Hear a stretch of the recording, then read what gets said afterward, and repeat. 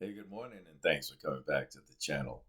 I wanted to kind of summarize a lot of things that are going on right now with the attacks against the Second Amendment and our ability as individual citizens in America to exercise that right.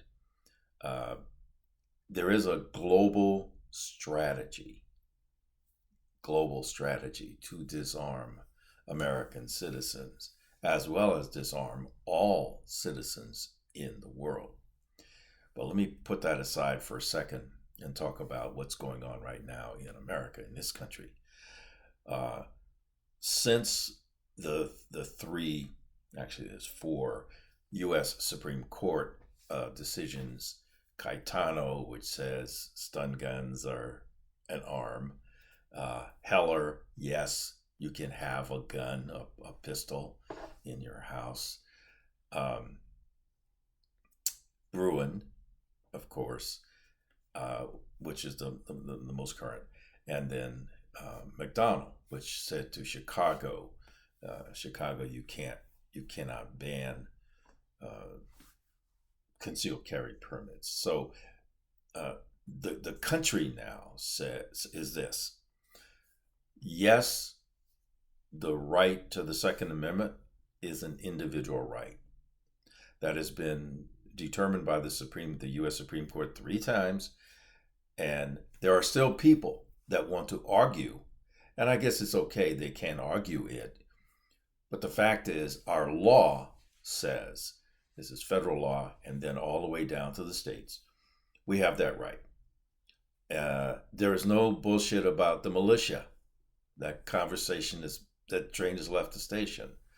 So anyone that wants to raise that as an argument needs to just ignore them because they will have no voice. Correction, their voice will not be heard anywhere where it's important. However, the underlying message was disarm civilians. Disarm civilians, because we cannot afford to have civilians with arms. Who are those civilians? It's anyone. They're already bad guys with arms, whether they're blades or whether they're pistols or rifles or whatever. Bad guys have arms. Law abiding citizens outnumber the bad guys. Let that sink in for a minute. There are more good people like you and I than there are bad people that are armed already. And when the good people are armed, the bad people go away. They go someplace else. Well, what does that mean? It doesn't mean vigilantism. It means self-defense. So you will start to see bad guys not recover. And the cops will be good with that because it's less paper for them to write. And it will cost less to incarcerate violent people. People will be able to defend themselves. But that is a cultural position to take. Because there are those that say, thou shalt not kill, period. I mean, there are those that are against the death penalty. I'm not. I believe we should have extreme caution before government uh, kills people, right? But that's a different argument. The idea that an individual citizen has the power and the legal authority under certain circumstances with respect to self-defense to kill another person using any means necessary, that's scary to a lot of folks. It's scary to a lot of folks whose children and relatives do bad things for a living, because a lot of them are going to, and they're young, they're 12, 13, 14 years old. I have no sympathy for them or their families. If they die early in the act of doing stupid shit, good. That's 10 more things they won't do later in life. I am not into trying to rehabilitate them. I'm into stopping them if they try to hurt me or someone I love or an innocent. I'm not going to litigate that with them. I'm a citizen, not a cop. So I will stop the threat, not de escalate. It is not my job or your job as a citizen to de escalate anything. Your job is to defend yourself. That's your job. Now, if cops want to de-escalate because that's their job, and they're worried about getting bad ink in the press or whatever, yeah, I won't. That's okay. But if you're a bad guy, and I don't care how old you are, if you're 6 years old and you pull a gun on me and I can't drop kick you right away, you little guy, I'll probably hurt you bad enough that you're going to die. So what's happening? Well, the legal basis now, the strategy, the legal basis has been kind of cut off at the Supreme Court. Supreme Court, any case that gets to the Supreme Court, for the Supreme Court to do its regular job, and that's hear cases that come up that have already been litigated, those Second Amendment cases are going to fall. And most of them are going to fall at the appellate level. When I say the appellate level, like the Ninth Circuit, the appellate court, 3-judge panel, and maybe it'll go to en banc, which is the full court, whatever district it is. The ones that make it past on, especially when it's the government losing, whether it's state government, local government, but usually state government or federal government, 100% of the time, if they lose at any level below the Supreme Court, they're going to take it and they're going to request the Supreme Court take it, right? They're stupid because right now, the cases that would get to the Supreme Court would be struck down. They will either not be heard, right, by the Supreme Court, which will leave in place the lower court ruling, which in almost every case is going to be in favor of the Second Amendment.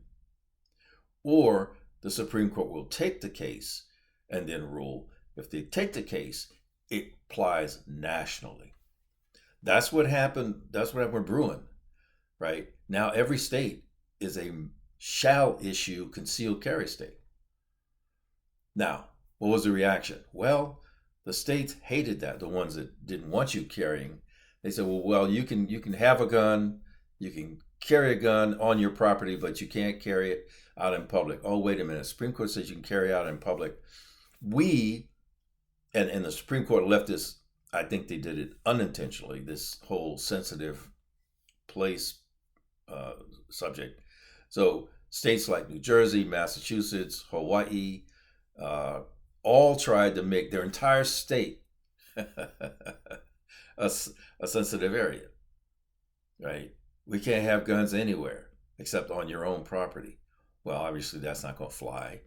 And those are getting struck down, right? So where we can carry is being opened up again, right? And the governments hate that. The other thing that's part of the strategy is to attack they're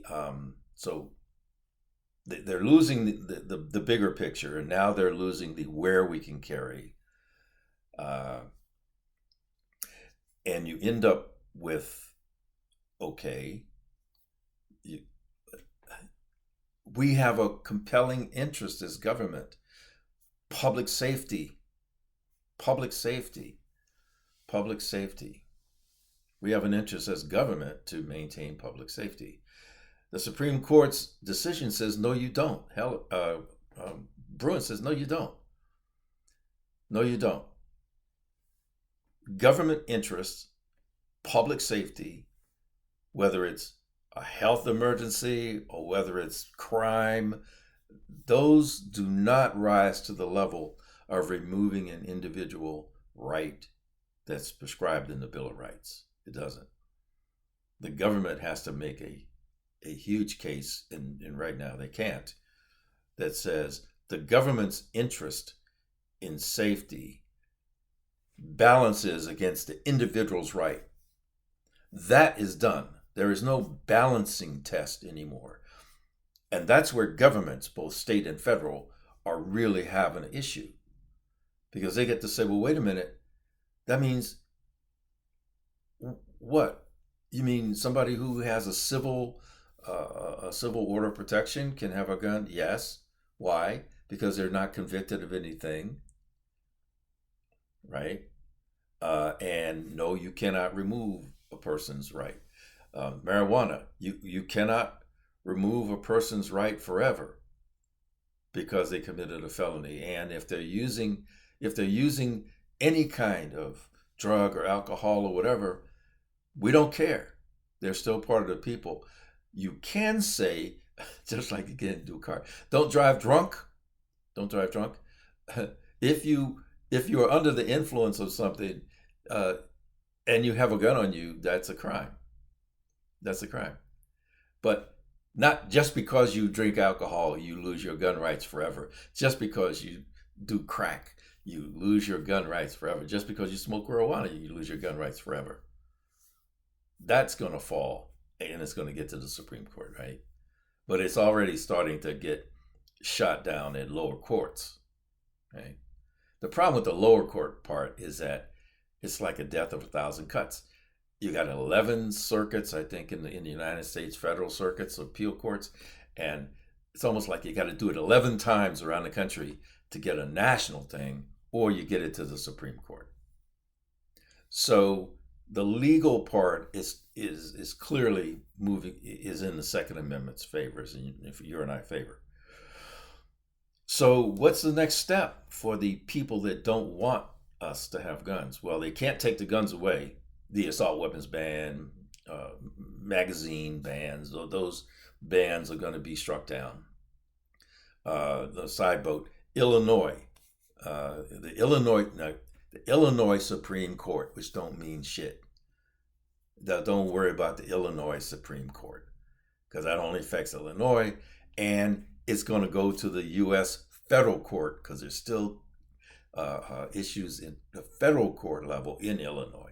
So forget the Supreme Court thing. That's nothing. The state Supreme Court, because Illinois does not have a Second Amendment in their state constitution. I believe they're one that doesn't have that.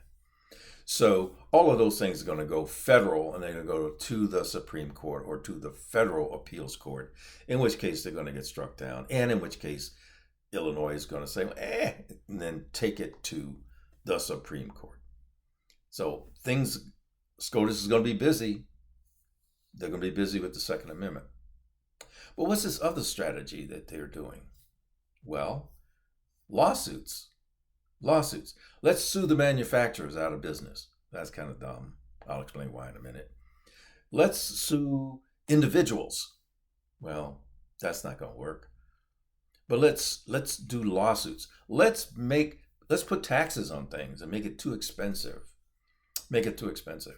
And the Supreme Court is already Bruen has already said, you can't make something so onerous that regular people can't exercise their right.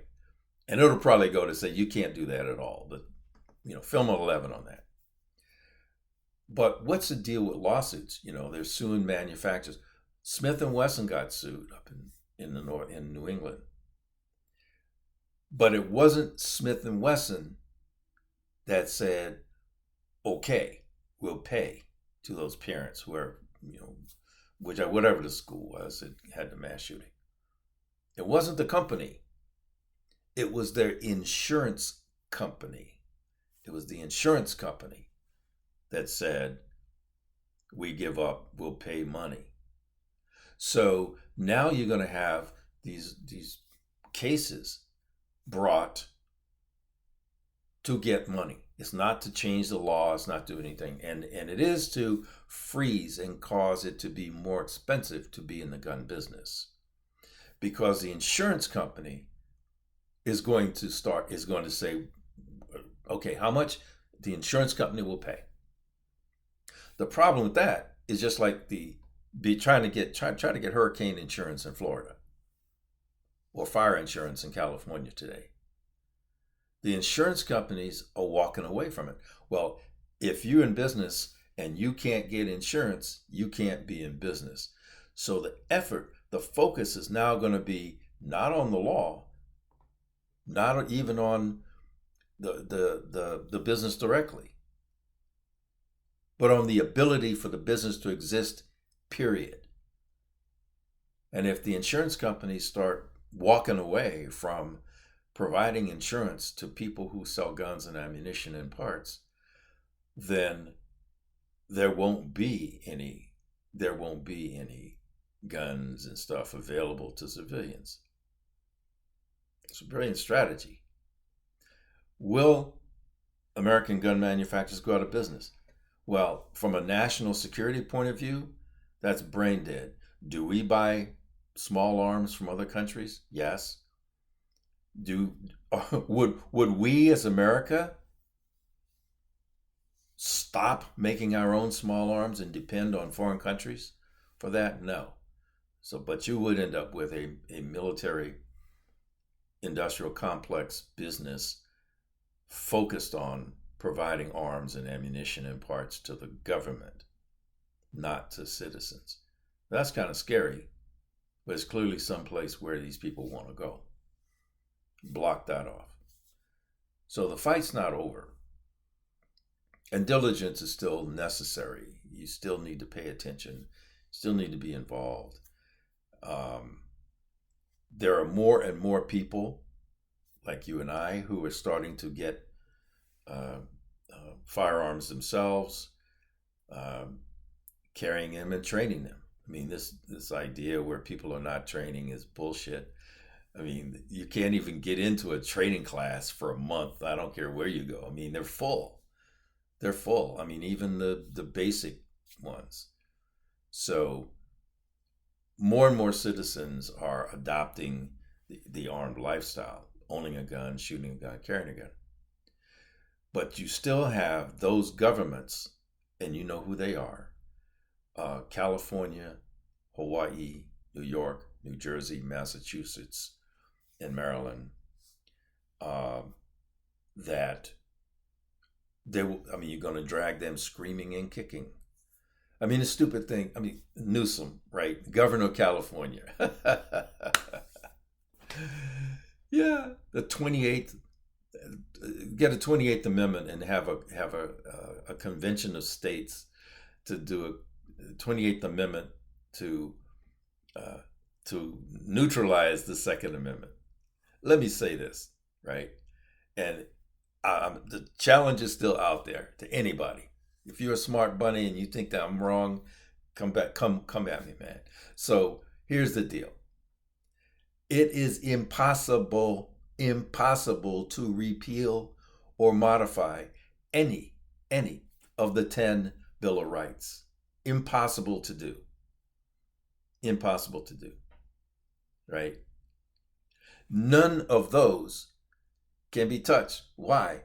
Because all they do is restrict government for rights we already have.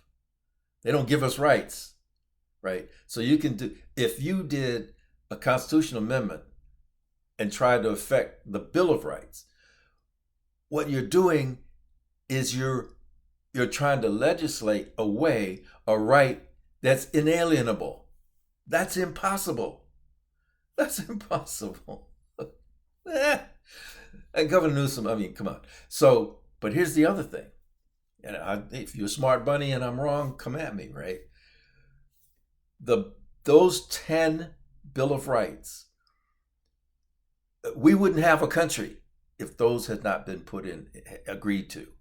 They were put in to make sure that everybody was happy and that the Constitution would be ratified.